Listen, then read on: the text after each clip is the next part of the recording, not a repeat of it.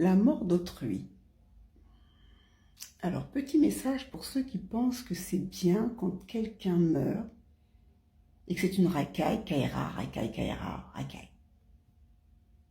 Et ou parce qu'il vient d'une autre ethnie, peu importe.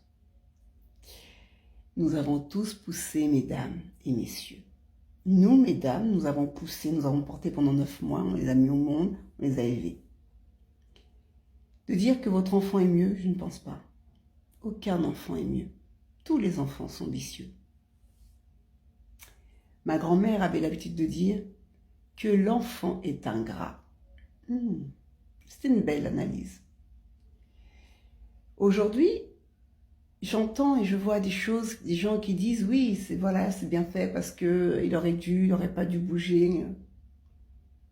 Savez-vous si votre enfant ne va pas mourir dans un fait comme ça? S'il ne va pas se faire écraser par quelqu'un parce qu'il a décidé de traverser au feu rouge? S'il ne va pas prendre un verre de trop parce qu'un copain a voulu faire un jeu débile avec lui? S'il ne va pas décider de sauter d'un pont pour impressionner sa copine? Un enfant est idiot. Tous les enfants sont idiots. Et quand on se réjouit de la mort d'un enfant, on se réjouit de notre mort, de la mort de nos enfants. Peu importe la couleur, un enfant reste un enfant. Un être vivant reste un être vivant. Les fourmis restent ensemble.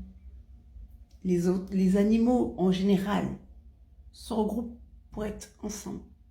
Mais nous déchirons. Nous passons notre temps à nous faire du mal et à rigoler parce que celui-là ou l'autre ne veut pas écouter. Quelle idiotie. Alors, mesdames et messieurs, ceux qui se réjouissent de la mort d'un enfant, peu importe l'enfant, tant que ce n'est pas un violeur, ce n'est pas un criminel, ce n'est pas un assassin, juste de la racaille.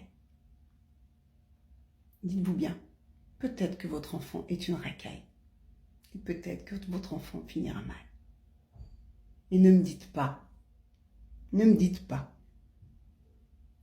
que vous l'avez bien élevé. Parce que l'enfant qui est le mieux élevé est le pire à venir. Réfléchissez.